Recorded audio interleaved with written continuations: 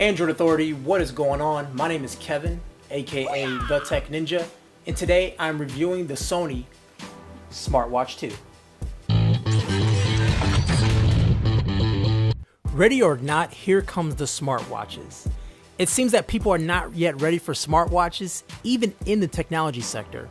Well, as we all know, technology waits for no one. The market is still trying to figure out what a smartwatch should do.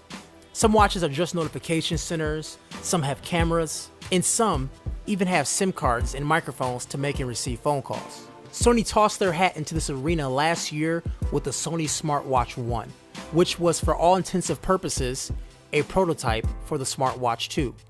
The Smartwatch 1 was made out of plastic and had chintzy hinges and springs that could easily break.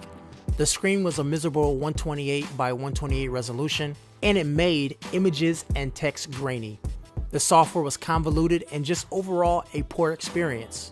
Here is the Smartwatch 2, Sony's brand new, revamped second try at a smartwatch, just in time to compete with the Galaxy Gear, and it's $100 cheaper too, coming in at a reasonable $200. The Smartwatch 2 is a very sleek looking device. It is 1.62 inches long, 1.6 inches for the width, and 3.5 inches thick. Light as a feather, but still feels extremely sturdy. It also features a 1.6 LCD screen, 176 by 220 pixels, and it's all encased in aluminum and plastic construction, which is also dustproof and water resistant. The watch also includes a black wristband, which is replaceable. The watch band is made out of silicone and remains comfortable during long usage. It is equipped with a polymer battery and is rated for 7 days of light use. But in my experience, I was able to get somewhat between 3 and 4 days on a single charge. It also has a covered USB micro port for charging and data transfers. The watch face can be easily seen in daylight situations. Although the reflection on this watch is extremely intense, there has never been a moment where I had issues seeing the screen. As a watch wearer, I'm accustomed to large face watches. The size of the Sony Smartwatch 2 is perfect for me, big enough to easily see, but yet not a distraction. It honestly feels like a normal watch once it is on your wrist. Before you're ready to use your watch, it first needs to be paired to your device. If you have an NFC enabled device, then this step is pretty simple. Simply tap the NFC chips together and it launches the Play Store. Then it takes you to install the Smart Connect software. The Smart Connect software acts as a hub of some sorts for your Bluetooth devices. More on this later. If you do not have NFC enabled, then you connect the old-fashioned way using your phone's or tablet's Bluetooth settings. This watch is more of a notification center type of watch that allows you to install small applications like a stopwatch, a picture viewer, and other apps that are designed to run on this watch. These applications are called Smart Extensions or Smart Extras. And here's where some of the problems begin. There are a lot of inconsistencies with the functionality of this device. For example, some of the watch applications allow for a long press to access the options, just like a normal Android.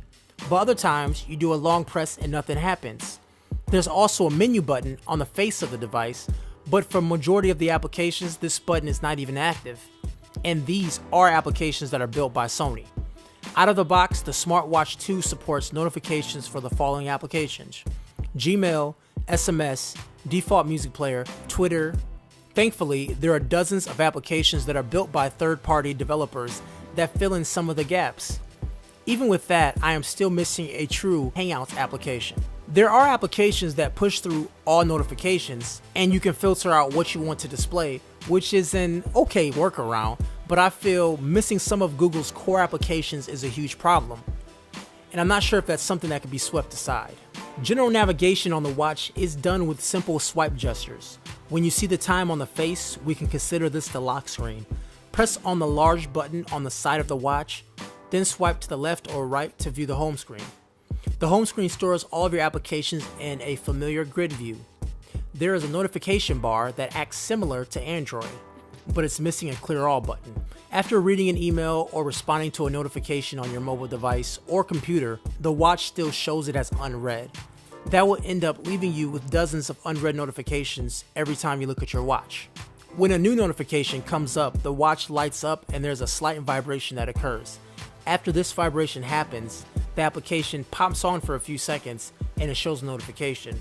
From there, if you do not interact with the watch, it goes back to the time, which is a dimly lit clock. There are a few different ways to use the Smart Connect software. The first usage is the application allows you to pair your smartwatch to your phone. Secondly, it manages all your Bluetooth peripherals that has been paired to your device. And what I mean by manage is being able to set up profiles that launches tasks when you are connected. For example, when I plug in my headphones, launch my music player. I'm not sure why this is there since it's not as complete as other automation softwares and it seems somewhat out of place. And the last action is actually the most useful. This is where you can actually manage your smartwatch and the applications on it. From this location, you can find applications that work with your watch. Even though it just launches the Play Store, it filters out applications that are just made for the watch and are compatible. Once the application is installed on your device, you're able to go in each specific watch applications and make adjustments and configurations that directly affect the watch. For example, you will use the Smart Connect software to authenticate to Facebook, Twitter, and Gmail. This prevents the user having to find a way to type on the device directly to log into Gmail. All in all, I feel this watch hardware is top-notch. The aluminum and plastic design is elegant, sleek, and the screen, although it may not have the highest resolution in the world, is still viewable in all scenarios. Please understand that there will be an initial setup period to get the watch to behave in a manner that works best for you. Smartwatches are not a very popular item, nor are they seen as a necessity. The Sony Smartwatch 2 will not change that point of view for some people. However, we cannot forget that a smartwatch is still new to the game, still trying to figure out its niche in this ever-changing world.